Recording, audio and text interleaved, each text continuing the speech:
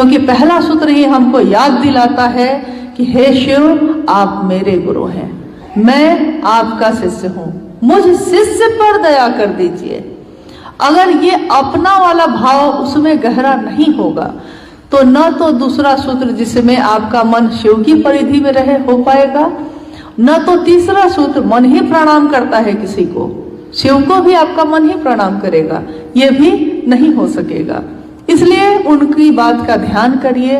उन्होंने बार बार कहा है मुझ पे भी विश्वास नहीं हो, साहब ने कहा है कि अगर मुझ पे भी तुमको एक दिन विश्वास नहीं हो तो कोई बात नहीं, मेरी बात पे भरोसा करना, मैंने जो कहा है उस बात पे भरोसा करना। कितने लोग उनके साथ आए चले, बीच में कुछ लोग ऐसे भी आए जो उन्हीं के साथ रहे, उन्हीं का खाया, उन्हीं के कारण आगे बढ़े, लेकिन एक दिन उनका साथ छोड़ दिया। उन्होंने क्या कहा, उपवन में बैठे बैठे एक दिन साहब गीत की एक पंक्ति बोल रहे थे कि कोई जब तुम्हारा हृदय तोड़ दे, तड़पता हुआ जब कोई छोड़ दे, तब तुम मेरे पास आना प्रिय, मेरा दर खुला है, खुला ही रहेगा तुम्हारे लिए। उनकी भावना कैसी रही, सबके लिए। उनका हृदय तो यही रहा कि तुम आज मुझको छोड़ के गए हो, कोई बात नहीं, तुमने मुझको धोखा दिया, तुमने शिव शिष्टता का व्यापार बनाया, तब भी कोई बात नहीं है। एक दिन तो तुम्हारा हृदय टूटेगा, एक दिन तो दर्पण भी दामन छुड़ाएगा, तब तुम लौट के फिर कहाँ आओगे, तुम मेरे ही पास आना, और मेरा दरवाजा खुला है। तो उनसे ना मिले तो किससे मिले, कौन है यहाँ मिलने लायक। आइए हम लोग कुछ जिज्ञासाओं पे भी बात कर लेते हैं, अगर आई है जिज्ञासा है कि शिव शिष्यता एक क्रांति नहीं जागरण है, कैसे? शिव की शिष्यता एक क्रांति नहीं जागरण है। क्रांति का अर्थ होता है कि जैसे आपने पहले कभी सुना होगा कि इस राजा का शासन था तो कुछ लोग साजिश करके पूरा उसका राजपाट ही पलट दिए, तख्ता पलट कर देना और दूसरा शासन ले आना, यानी क्रांति करके, क्रांति यानी विरोध करके, विरोध करना एक तरह से हुआ करके आप क्या करते हैं कि पहले की जो चीजें बनी हुई हैं उसको हटा के दूसरी चीजें ले आते हैं।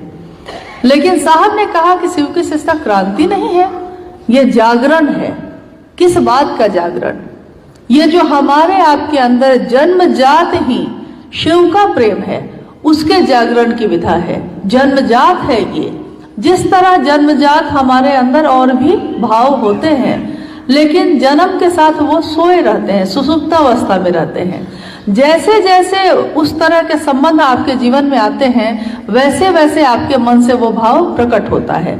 जैसे किसी बच्चे का जन्म हुआ, बेटे का जन्म हुआ है, वो बच्चा है, लेकिन उस समय उसके मन का भाव जो है एक बच्चे का अपनी माँ के लिए, अपने पिता को वो पहचान रहा है, तो उसके माता पिता जो है उसका भाव उसके लिए है। थोड़ा सा बड़ा होता है तब उसको समझ में आता है कि भाई है, बहन है, चाचा है, काका है। धीरे धीरे उसका मन इस भाव का भी उत्तर देता है, भाई के रूप में, बेटा के रूप में, मित्र के रूप में। और बड़ा होता है, विवाह होता है, उसका शादी तय होती है, शादी हुई नहीं है, शादी तय हुई है, तय ही होती है, तभी उसके अंदर क्या, कौन भाव प्रकट हो जाता है? पति का भाव। लड़की है तो पत्नी का भाव। पहले से तो वो भाव दिख नहीं रहा था, लेकिन अंदर तो वो सोया था। जब पति सामने आया तो पत्नी का भाव प्रकट हुआ, जब पत्नी सामने आई तो पति का भाव प्रकट हुआ, पहले से था नहीं ये। तो उसी तरह जब हमारे मन में वैसा कोई भाव संबंध सामने आता है, जैसे एक विचार कि शिव मेरे गुरु हैं, तो ये विचार आते ही मन में जो जन्मजात सोया हुआ भाव है शिव के लिए, वो प्रकट हो जाता है। इसीलिए ये विचार, इसकी आवृत्ति बार बार करने से होता ये है कि मन में वो भाव प्रकट हो जाता है कि